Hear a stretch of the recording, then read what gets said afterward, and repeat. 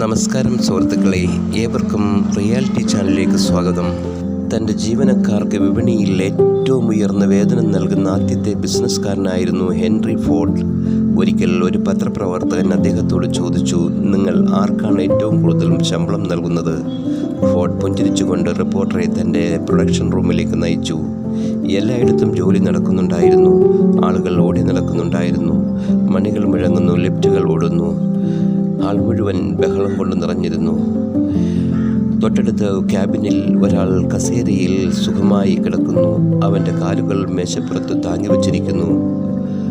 അയാളൊരു തൊപ്പി ധരിച്ചിരുന്നു. ഫോർഡ് വാതിൽ മുട്ടി. ആ മനുഷ്യൻ തൻ്റെ തൊപ്പിക്കടിയിൽ നിന്ന് മുകളിലേക്ക് നോക്കി ക്ഷീണിച്ച ശബ്ദത്തിൽ പറഞ്ഞു, ഹലോ ഹെൻറി, നിങ്ങൾക്ക് സുഖമാണോ? ഫോർഡ് പുഞ്ചിരിച്ചുകൊണ്ട് തലയാട്ടി. പിന്നെ അയാൾ വാതിൽ അടച്ചു പുറത്തേക്ക് നടന്നു. പത്രപ്രവർത്തകൻ അത്ഭുതത്തോടെ ആ രംഗം കണ്ടു.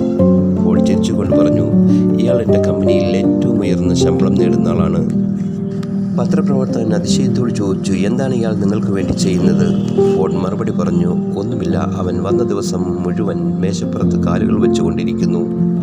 പിന്നെ എന്തിനാണ് നിങ്ങൾ അദ്ദേഹത്തിന് ഇത്രയും ഉയർന്ന ശമ്പളം നൽകുന്നതെന്ന് പത്രപ്രവർത്തകൻ ചോദിച്ചു. എനിക്കിതുവരെ ഉണ്ടായിട്ടുള്ളതിൽ വെച്ച് ഏറ്റവും ഉപകാരപ്രദനായ വ്യക്തിയാണ് അദ്ദേഹം എന്ന് ഫോർഡ് മറുപടി നൽകി. ഫോർഡ് പറഞ്ഞു, ഞാൻ ഈ വ്യക്തിയെ ചിന്തിക്കാൻ നിയമിച്ചു. എൻ്റെ കമ്പനിയിലെ എല്ലാ സിസ്റ്റങ്ങളും വാഹന രൂപകൽപ്പനകളും അദ്ദേഹത്തിൻ്റെ ആശയങ്ങളാണ്.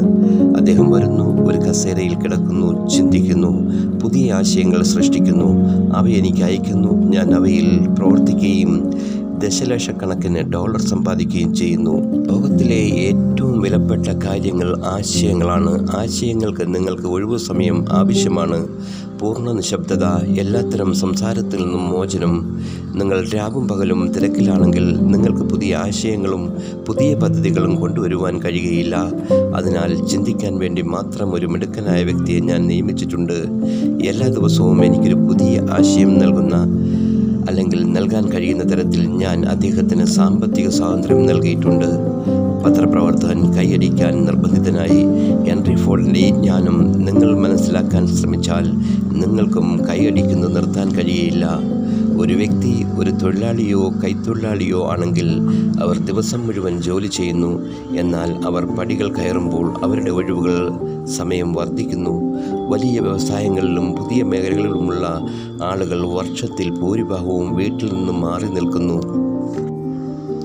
ബിൽ ഗേറ്റ്സും വാറൻ ബഫറ്റും ബിസിനസ് ലോകത്തിലെ ഏറ്റവും വിശ്രമമുള്ള ആളുകളിൽ ഒരാളാണ്.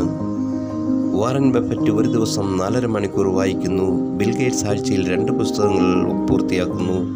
ഇരുവരും ഒരു വർഷം ഏകദേശം 80 പുസ്തകങ്ങൾ വായിക്കുന്നു. അവർ സ്വന്തം കാറുകൾ ഓടിക്കുന്നു. കാപ്പിയും ബർഗറും വാങ്ങാൻ ക്യൂവിൽ നിൽക്കുന്നു. സ്മാർട്ട് ഫോണുകൾ മിതമായി ഉപയോഗിക്കുന്നു. എന്നിരുന്നാലും ലോകത്തിലെ ഏറ്റവും ധനികരായ ആളുകളിൽ അവരും ഉൾപ്പെടുന്നു. എങ്ങനെ? അവരുടെ ഒഴിവു സമയവും ചിന്താ സ്വാതന്ത്ര്യവും കാരണം. നമ്മൾ മാനസികമായി സ്വതന്ത്രരല്ലെങ്കിൽ നമ്മുടെ മനസ്സ് വലിയ ആശയങ്ങൾ പ്രവർത്തിക്കുന്നില്ല. അതിനാൽ ലോകത്ത് വലിയ കാര്യങ്ങൾ ചെയ്യാൻ നിങ്ങൾ ആഗ്രഹിക്കുന്നുവെങ്കിൽ നിങ്ങൾ സ്വയം സ്വതന്ത്രരാകണം. ചെറിയ ജോലികളിൽ തിരക്കിലാണെങ്കിൽ നിങ്ങൾക്ക് ചിന്തിക്കുവാൻ കഴിയില്ല.